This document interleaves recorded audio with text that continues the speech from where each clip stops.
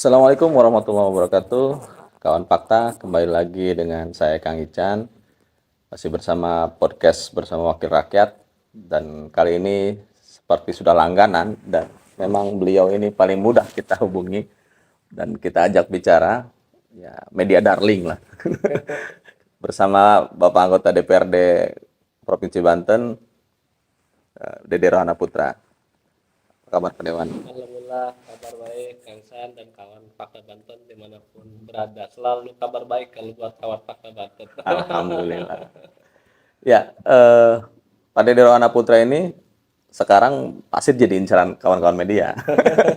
Bukan hanya media massa juga, tapi media sosial sekarang ini memang lagi dibanjiri oleh wajah dan kegiatan-kegiatan Pak Dede Rohana Putra, terutama di kota Cilegon. Masyarakat ingin tahu bener nih pokoknya. Banget ya. Ya, Pak Dewan, jadi kontestasi pemilu 2024 sudah selesai dan insya Allah Pak Dewan kembali lagi di Insya Allah. DPRD Provinsi DPRD untuk Provinsi periode Banten, selanjutnya. alhamdulillah, ya. Dan kiprah yang kemarin tentu menjadi catatan menarik ya, perjalanan 5 tahun ke belakang. Betul. Di akhir-akhir masa jabatan di DPRD Provinsi ini Pak Dewan, torehan apa saja yang kira-kira berkesan atau apa yang sudah dilakukan secara apa namanya ya, secara berdampak besar gitu Iya. bagi konstituen dan masyarakat Pak Dewan nih selama 5 tahun. Alhamdulillah, jadi fakta kegiatan saya selama jadi anggota dewan, kinerjanya, prestasinya tervalidasi di pemilu tahun 2024. Kalau pemilu kemarin suara saya menurun, berarti masyarakat khususnya konstituen saya Ya. tidak merasakan dampak atau perjuangan dari aspirasi yang disampaikan sama saya. Maka ketika hasil pemilunya jumlahnya naik signifikan, berarti masyarakat ini kan, oh iya, selama ini saya jadi anggota DPRD Provinsi Banten, Dapil Cilegon, untuk memuaskan seluruh masyarakat Cilegon mungkin susah, tapi minimal bisa memuaskan konstituen. Nah, terus apa saja sih gitu? Nah, jadi konstituen itu banyak banget yang masuk ke kita. Salah satunya terkait dengan infrastruktur di lingkungan. Ada lingkungan yang sudah 20 tahun, bahkan sampai 30 tahun Tidak tersentuh. tidak tersentuh perumahan. Ya. Jalannya hancur, rusak, padahal perumahan yang mewah di kota Cirebon. Kita tahu Tapi pasti perumahan tidak itu. tersentuh. Apa alasannya? Karena tidak jadi kewenangan pemerintah kota. Karena fasos-fasumnya belum diserahkan ke pemerintah Belum jadi aset daerah. kota. Jadi pemerintah kota belum bisa menyentuh, bahkan sampai hancur. Itu saya kasih contoh saja, misalnya di PCI. Saya kasih contoh di Damkar. Ya. Itu Damkar perumahan-perumahan mewah kan. Di PCI perumahan mewah itu jalannya hancur. Ada jalan bagus itu dapat swadaya dari masyarakat. Ketika saya datang ke sana mendengarkan keluhan, khususnya datangnya bukan ke seluruh PCI, hanya ke titik konstituen saya tentu ya kan gitu. Yang menyambungkan aspirasinya lah. Ya, aspirasi kan nggak mungkin kita menyenangkan semua orang kan, minimal menyenangkan konstituen kita. Kita datang ke Damkar, datang itu ke beberapa titik ya, saya banyak hampir 40-an titik selama jadi anggota dewan di Provinsi Banten itu. Kita datang di lingkungan-lingkungan juga banyak ya.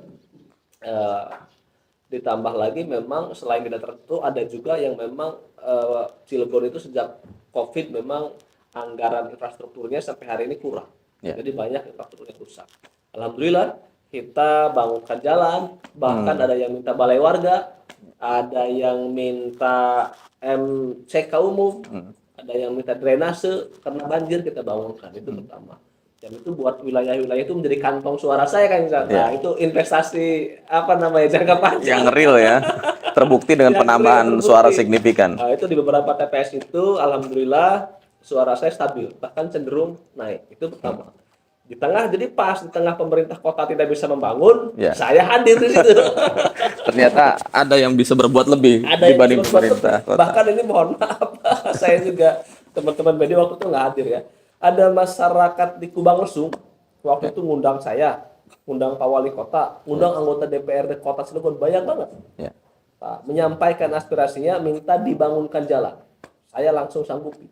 Saya akan kawal aspirasi masyarakat Kubang Lesung ini saya garansi, saya bilang saya akan usaha supaya tahun depan jalan ini dibangun.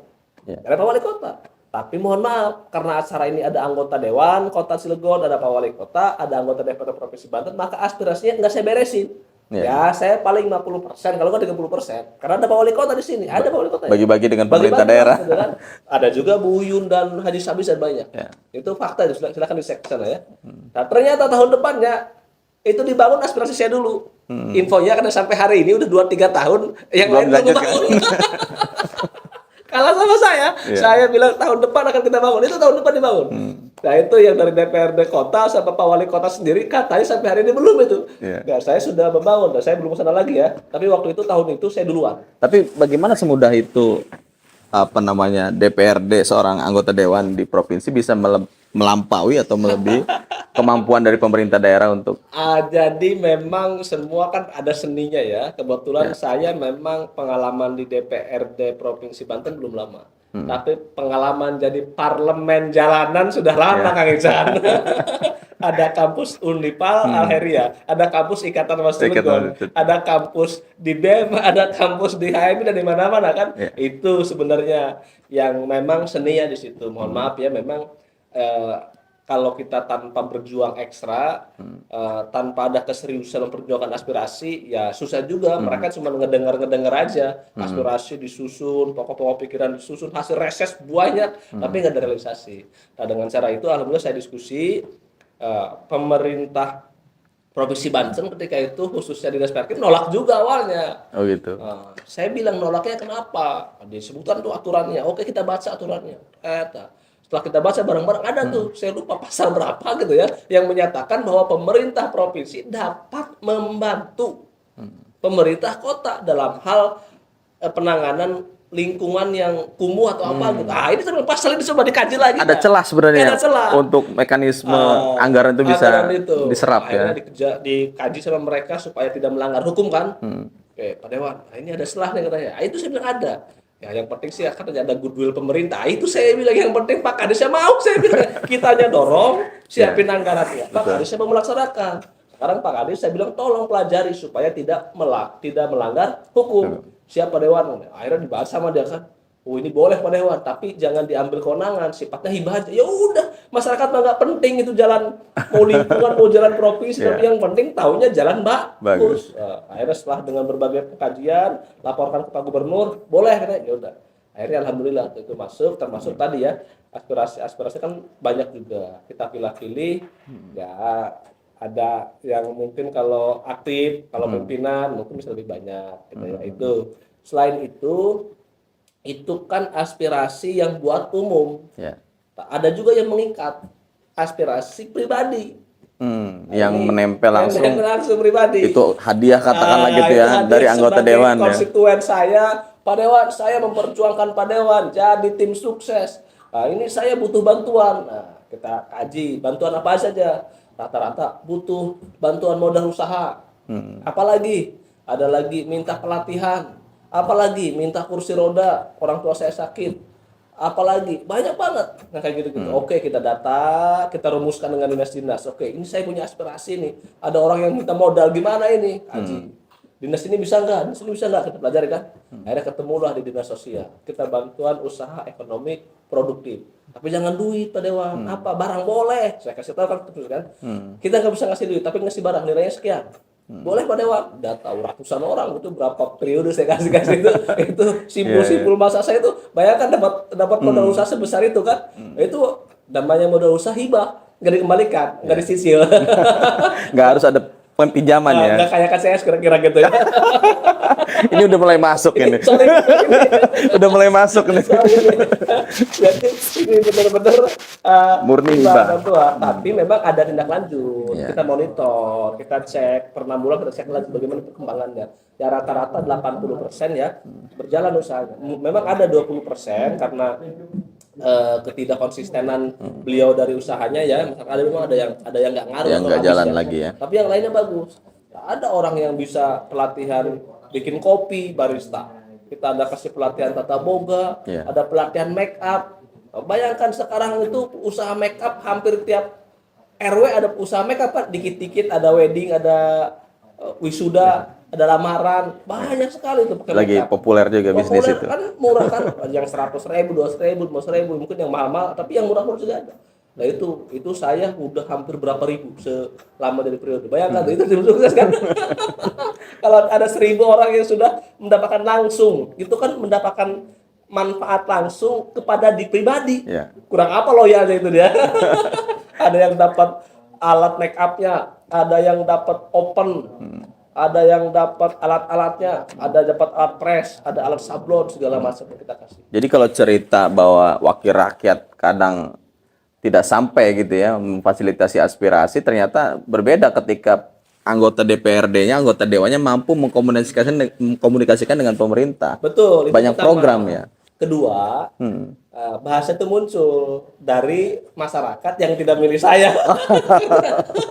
Kalau orang yang nggak milih kita kan, milih orang lain kan, sampaikan ke orang lain dong aspirasinya. Betul, betul, betul. Maksudnya kita kan punya skala prioritas ya, aspirasi kan banyak. Ya, tentu yang kita dengar yang sering komunikasi. Karena wakil DPRD di Cilegon kan bukan hanya satu orang. Bukan saya aja gitu. Mungkin aja ada orang yang menyampaikan aspirasi ya karena salurannya tidak nyampe ke saya, karena beliau misal tidak pernah komunikasi sama saya, cuma nyampaikan ke orang lain atau menyampaikan di media sosial, nggak dekat sama kita, kan kita harus pilih-pilih kan. Betul. Ini aspirasi banyak banget nih. Wah, ini kemarin lu ngebantuin gue nih. Nah, kira-kira itu dari prioritas yang diperjuangkan gitu. Jadi kalau orang kok nggak nyampe aspirasinya tadi, mungkin pertama karena dia tidak mampu mengkomunikasikan dengan eksekutif, pertama. Kedua, bisa jadi kemarin aspirasi dia salahnya.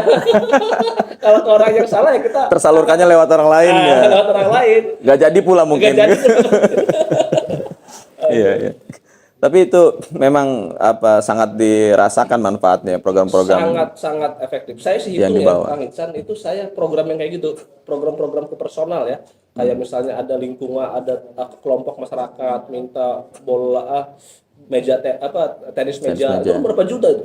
Ya, yang kayak gitu itu banyak banget. Saya mungkin total sejak di dewan ada 1.000-an itu total. Itu saya taruh di simpul-simpul. Ya mohon maaf ya, memang semua masyarakat kan, tapi salah satunya simpul-simpul kita. Nah itu udah kehitung kan. Nah, makanya mereka itu yang suara saya signifikan tervalidasi dari itu. Tapi memang saya tidak bisa memuaskan semua masyarakat, tidak juga bisa mengawal semua aspirasi. Maka aspirasi itu kita prioritaskan. Tapi saya share juga kadang-kadang di media sosial, misalnya sebagian share buat umum, tapi sebagian mah ya lebih besar buat konstituen yang sudah terbangun. Baik. Ternyata luar biasa kiprah anggota dewan kita yang memang sangat lincah mungkin gitu. Sangat lincah dengan kemampuannya yang terbina sejak jadi mahasiswa, mampu berkomunikasi dan mampu melakukan lobby-lobby politik gitu ya. Sehingga program-program pemerintah ternyata banyak juga yang sudah turun di Kota Cilegon lewat aspirasi Pak Dewan. Pak Dewan, kita bicara soal posisi Pak Dewan yang sekarang di Komisi 5 ya. Bicara soal kesejahteraan rakyat, pendidikan, kesehatan. Nah, di momen sekarang memang juga lagi hangat, apalagi menjelang PPDB, menjelang juga di momen Hari Pendidikan juga di bulan Mei ini, dan beberapa perjalanan kemarin isu-isu pendidikan lagi seksi lah di Provinsi Banten ini. Kira-kira selama Pak Dewan menjabat nih di di DPRD, ya kan kita bicara di akhir-akhir periode kan ini. Di akhir periode. Gimana progres pendidikan kita di Provinsi Banten dan terfasilitasi ke masyarakat di Kota Cilegon? Dan saya sebenarnya kalau ngomongin PPDB ini malas nih Kang Ican. Karena banyak intriknya, kita harus jujur ya bahwa memang PPDB ini tidak bisa mengakomodir masyarakat secara adil. Jadi mau sistemnya seperti apapun, orang dengan PPDB ini kan hanya diakomodir di sekolah negeri. Yang gratis hanya sekolah negeri. Jadi masyarakat berbondong-bondong ke sekolah negeri. Sedangkan masyarakat yang jauh aksesnya ke sekolah negeri, yang orang tidak mampu tidak bisa ke sekolah negeri, jadi tidak terfasilitasi. Jadi kalau bicara hari ini bagaimana, sudah terfasilitasi belum? Sudah ada belum keadilan di dunia pendidikan? Belum. Terus kita kenapa nggak bisa? Kang Ican, pendidikan kita anggarannya sudah habis menganggarkan 24% di Provinsi Banten. Di Provinsi Banten, amanat undang-undang minimal 20%. 24% tidak mampu menggratiskan seluruh pendidikan di negeri maupun swasta, hanya baru mampu di negeri. Makanya kalau hari ini ada calon kepala daerah yang menjanjikan pendidikan sampai S3 misalnya, saya dengar katanya ada yang menjanjikan jadi gubernur dari mulai TK sampai Sampai S3. S3. Itu irasional sama sekali. Karena apa? Karena saya tahu betul cara hitung-hitungannya. Amanat undang-undang 20%, sekarang sudah 24% pun udah nggak bisa menggratiskan SMA, SMK semuanya. Kita kekurangan kelas, kekurangan sekolah atau apa Sebenarnya sebenarnya? gini, kalau mau menggratiskan menurut saya, nggak usah ditambah nggak apa-apa. Tapi orang yang tidak mampu, sekolah dimanapun dibayarin. Termasuk di swasta Termasuk di swasta. Kalau sekarang kan atau gratis. madrasah gitu ya, Iya, sekarang gratis, tapi gratisnya di sekolah negeri. negeri. Kalau di SMA swasta, di SMK swasta, di madrasah aliyah, mereka bayar sendiri. Ini yang nggak adil. Kenapa kita nggak bisa bayarin? Nggak cukup duitnya. Gitu. Makanya kita cuma bisa subsidi per bulan 500.000 buat guru Swasta. 500.000 nggak cukup apa-apa. Apalagi mau ngebayarin seluruh gurunya atau mau ngebayarin SPP-nya, nggak cukup. Kita hanya bisa ngasih dana bos doang. Tapi untuk menggratiskan seperti sekolah negeri nggak sanggup. Itu sudah 24%. Kalau menggratiskan misalnya sampai sekolah swasta semua digratiskan, SMA, SMK sederajat tapi swasta ya, mungkin butuh 30-40%. Bayangkan, sedangkan di APBD kita dikunci dalam peraturan Menteri Dalam Negeri, kesehatan harus 10%, Sudah ada porsinya porsinya masing-masing. 20%, harus pendidikan minimal, harus ada belanja fisik 30%, harus ada belanja pegawai sekian persen ya. Kuncinya udah susah kita mau gerak. Atau penyaluran porsi anggarannya yang kurang tepat dalam pengelolaan di bidang pendidikan ini. Mungkin ya kalau mau misalnya, tapi kan ini juga bakal jadi gejolak ya. Bisa saja misalnya jangkauan dana pendidikan itu bisa lebih produktif. 24% itu misalnya bisa lebih produktif. Sekarang jangkauannya hanya ke negeri. Bisa dengan angka 24% itu bisa menjangkau swasta. Dilakukan penghematan. Cuma kan ngejerit. Misalnya tunjangan kepala sekolah dari 16 juta jadi 5 juta misalnya kan. Oh ya.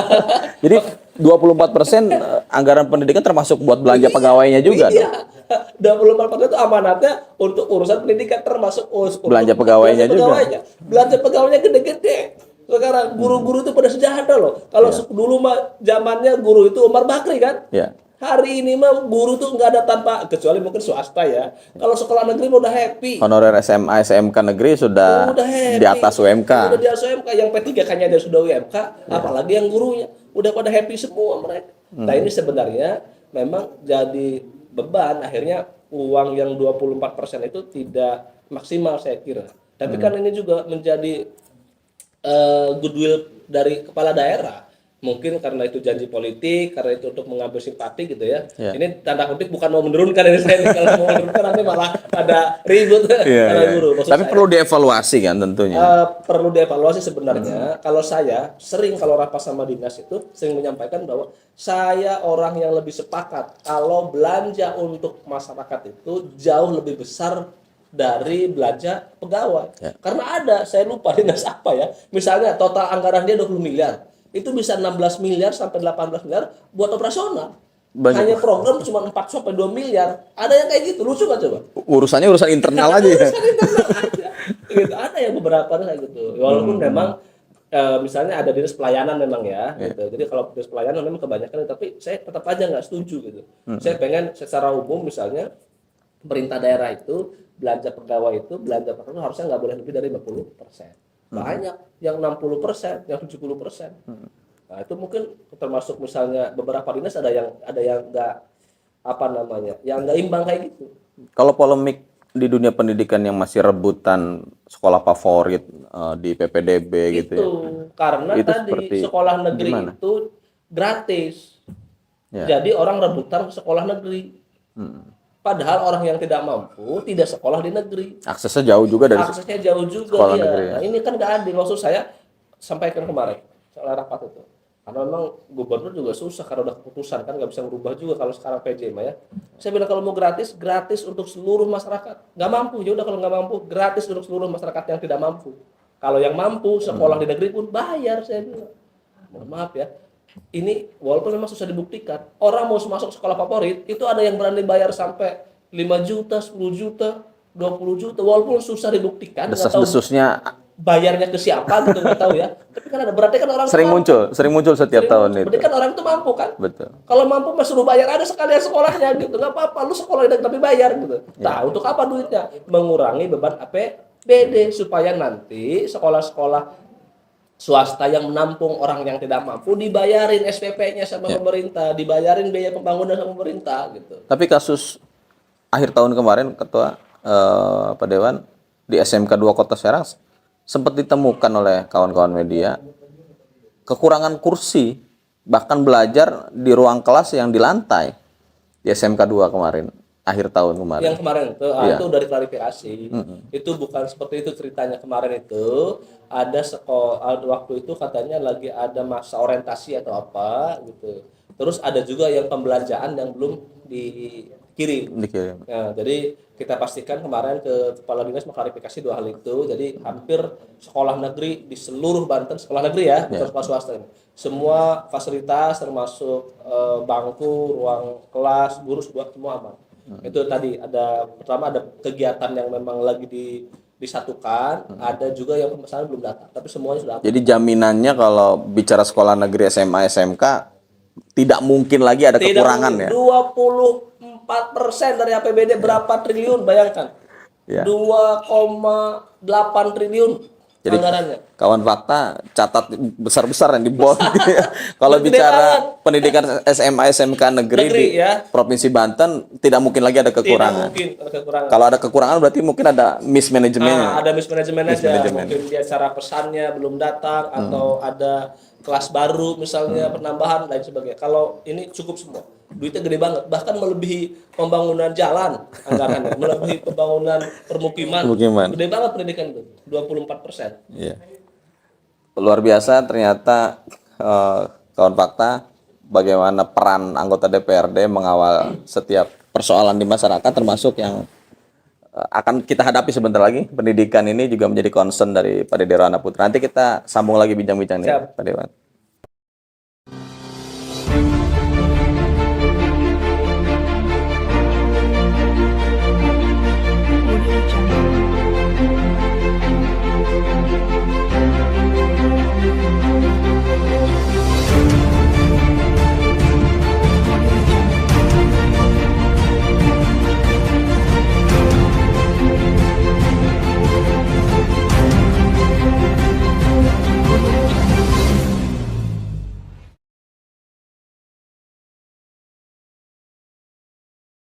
Baik kawan fakta, kita kembali lagi masih bersama Pak Dede Rahana Putra, anggota DPRD Provinsi Banten dari fraksi Partai Amanat Nasional, yang tentu sekarang beliau sedang sangat populer.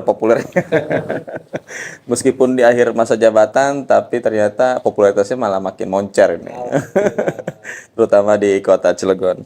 Ya, Pak Dewan, kembali kita bicara soal pendidikan dan dampaknya kepada ya sumber daya manusia di Provinsi Banten. Oke lah, kalau kita dari data indeks pembangunan manusia setiap tahun masih ada peningkatan walaupun kecil di Provinsi Banten. Tapi Banten IPM kita masih kalah dengan Kalimantan Timur.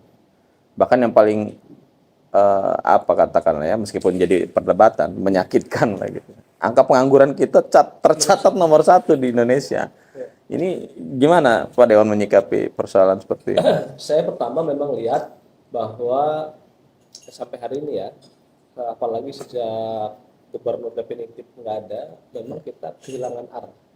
Jadi pembangunan itu tidak jadi prioritas, khususnya pembangunan IPM ya, Ya. pendidikan. Jadi ya tinggal melanjutkan yang sudah ada, jadi tidak ada penegasan. Harusnya kalau misalnya mau ditingkatkan, kalau menurut saya bukan kebijakan populis menggratiskan, tapi bagaimana supaya pendidikan itu bisa dijangkau oleh seluruh masyarakat, berkeadilan.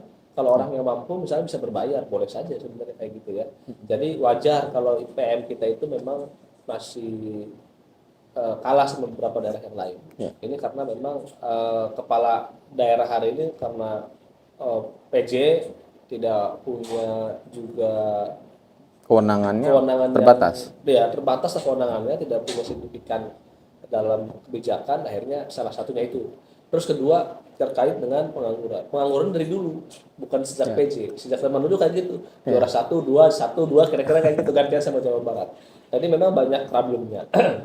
Pendidikan kita nggak bisa menjadi solusi untuk mereka setelah lulus berdaya saing gitu.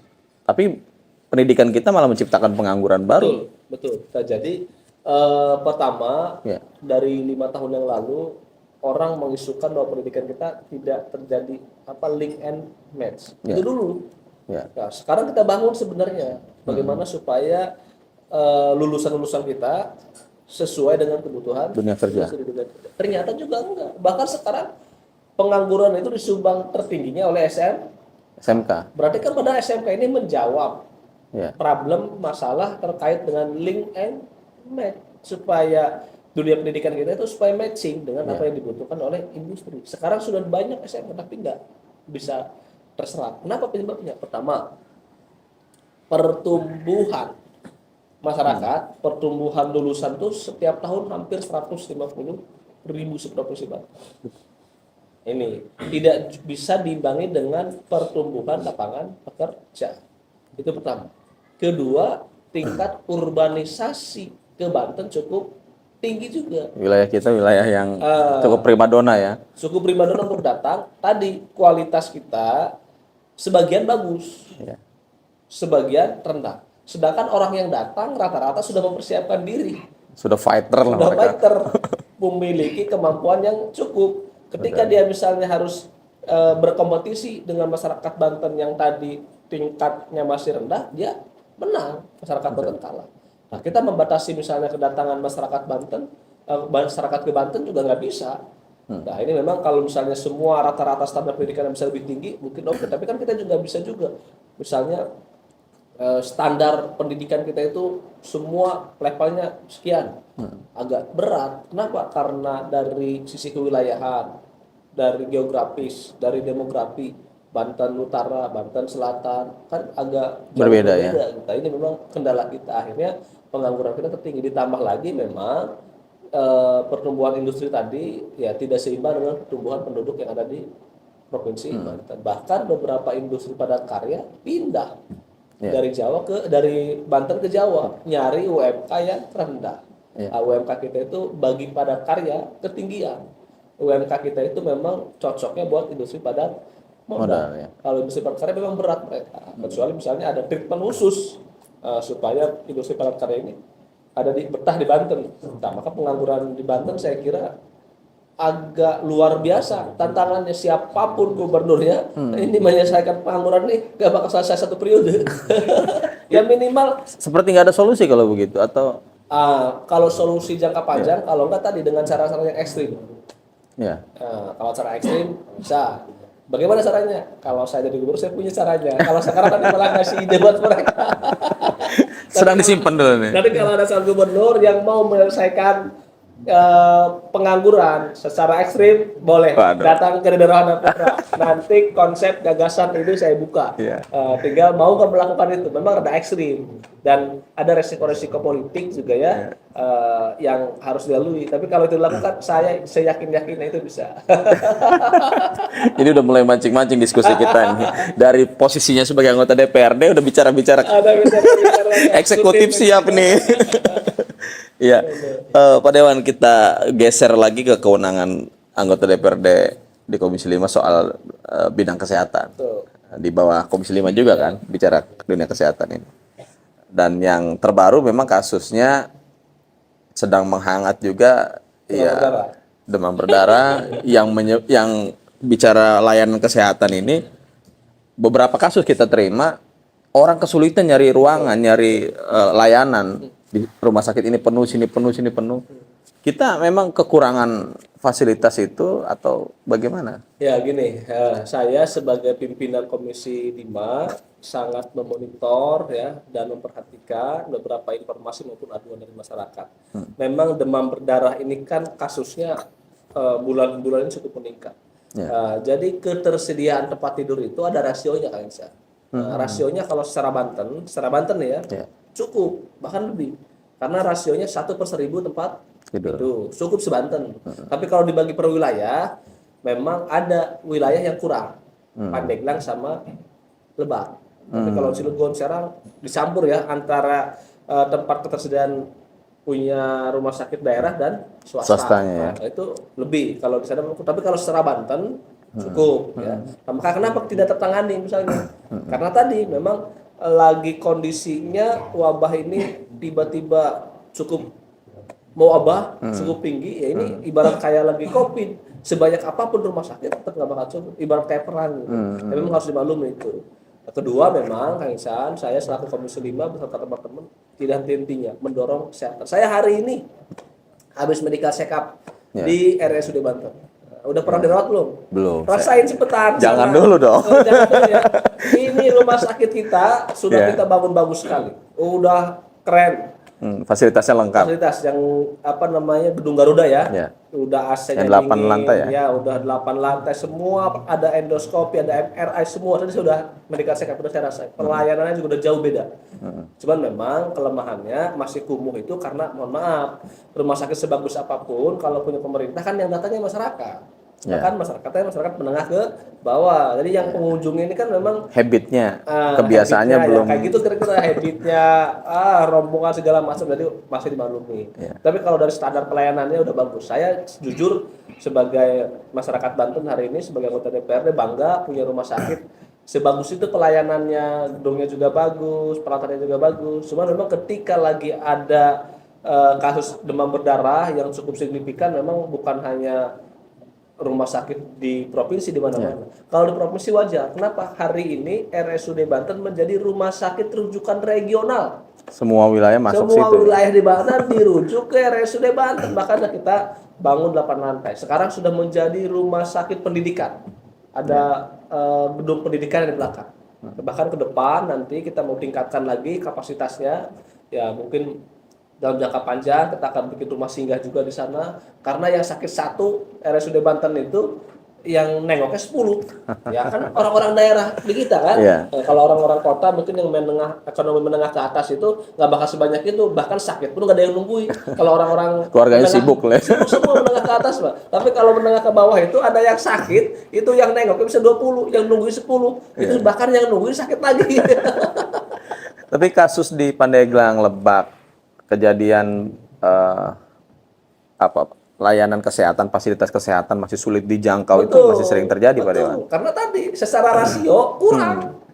Pandeglang dan Lebak kurang secara rasio ya. Tapi kalau secara kebantenan, kalau digabungkan sebanten lebih. DPRD mendorongnya seperti apa untuk kita membangun rumah sakit daerah? Kita sudah punya rumah sakit Malingping, punya provinsi itu. Pemerintah daerah nggak sanggup bikin. Swasta mau bikin, rugi dia, nggak ada yang berobat.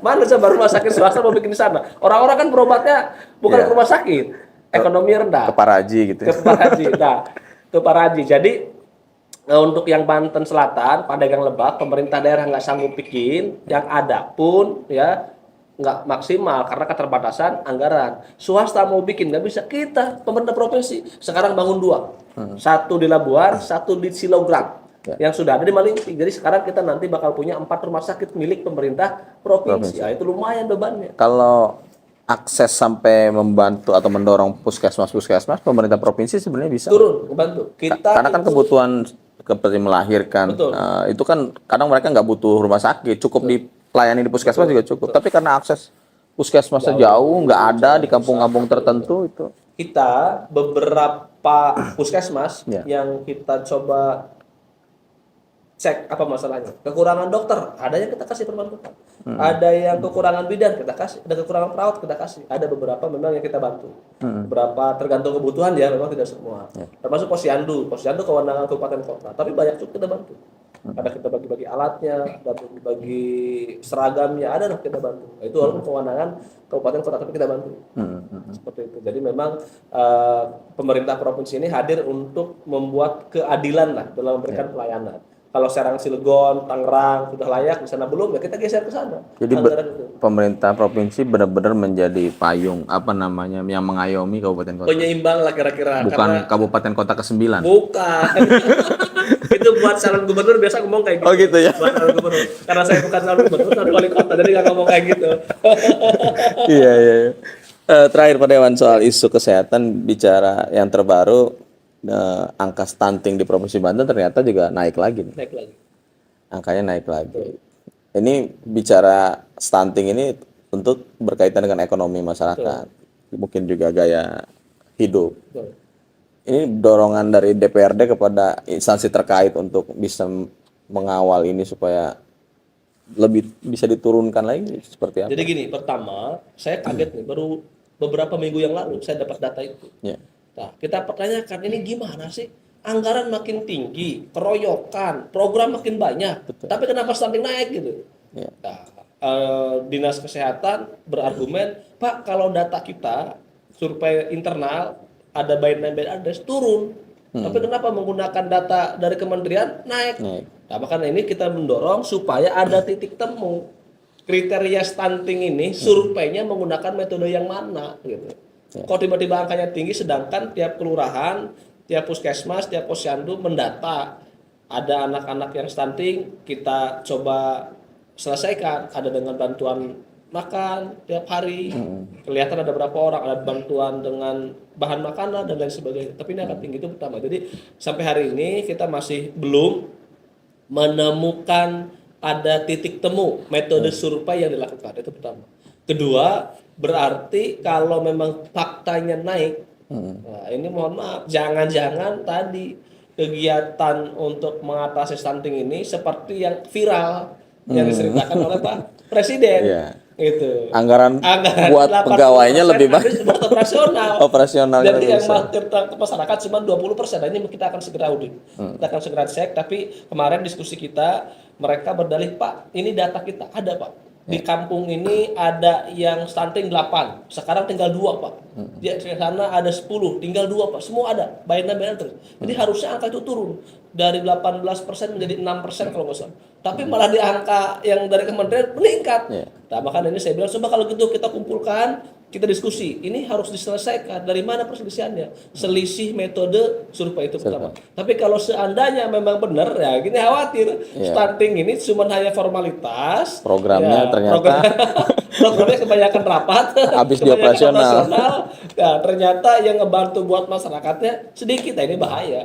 Nah, kalau kayak gitu berarti nggak bakal selesai. Mau sampai kapanpun berarti tidak tepat sasaran. Programnya memang harus dievaluasi. Kalau memang Biasa pengawasan DPRD seperti apa biasanya untuk menemukan adanya, ya katakanlah penyelewengan di program atau ada melesetnya angka-angka anggaran nih yang harusnya dikelola secara tepat itu. Ya memang kalau terkait pengelolaan anggaran dinas ya, mereka kan jauh lebih pintar daripada dewan. Oh gitu.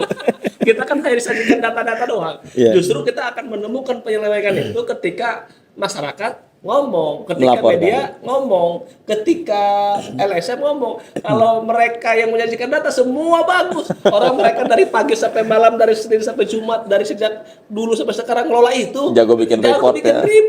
Gitu. Jadi kadang-kadang kita, kecuali itu ada disampaikan ya, kita cek misalnya berapa anggaran itu. Pak, ini buat anggaran ini. Kan kita kadang-kadang secara detail itu juga nggak cukup membahasnya. Pernah kita rapat dari pagi sampai maghrib, itu nggak sampai detail. Lihat postur anggaran. Lihat postur anggaran itu baru satu dinas loh. Bayangkan kan kalau semua kita pelototin, nah kan mereka yang paling lihai kan nyimpannya di mana. Tapi selama ini kita pelototin. Tapi kadang-kadang ada temuan. Temuannya sekali lagi bukan dari laporan mereka. Ya laporan dari masyarakat. Laporan dari teman-teman media, ini misalnya ada informasi ini kita tindak lanjuti, baru ketemu tuh kita beresin. Gitu. Anggota dewan yang gaul dengan konstituennya, dengan masyarakatnya itu tentu banyak informasi, mendapatkan banyak bahan untuk kerja. Tapi kalau misalnya kita hanya ngandelin laporan dari mereka, pengajuan dari mereka, itu udah pinter banget mereka. Kecuali mungkin ada 1-2 keseleo salah ngetik. Tapi kalau yang nggak salah ngetik, baru aman semua itu. Baru jadi diskusi tuh kalau itu. Luar biasa kawan fakta, ternyata emang komprehensif juga nih cara pandang, pemahaman Pak Dede Rohana Putra soal bagaimana pemerintah dikelola gitu, program-program pemerintah dikelola yang bisa tepat sasaran untuk konstituennya, untuk masyarakatnya. Ini spesial untuk kawan fakta. Biasanya saya nggak sepulgar ini, tapi karena buat kawan fakta saya buka sepulgar ini, bayangkan. Jadi pemahaman Pak Dewan soal pemerintahan ke depan kayaknya kurang cukup untuk di DPRD. Oh, kurang cukup. Makanya Kayak gini di eksklusif ini. makanya beliau ini sekarang sedang digadang-gadang dan Insya Allah. apa namanya memang jadi kandidat kuat Insya Allah. untuk maju di eksekutif di Mudah-mudahan dipermudah Pilkada Kota Cilegon. jalannya prosesnya biar jadi wali kota Cilegon. Kenapa nggak provinsi aja deh? Kalau di provinsi antriannya panjang.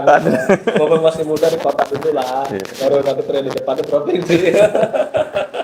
Terima kasih Pak Dewan, Pak Dede Rana Putra, politikus Partai Amanat Nasional yang akan masuk di periode kedua DPRD Provinsi Banten kalau beliau tidak jadi apa namanya manggung di Pilkada Kota Cilegon. Kalau Pak Dede Rana manggung jadi calon wali kota Cilegon, ngeri buat yang lain.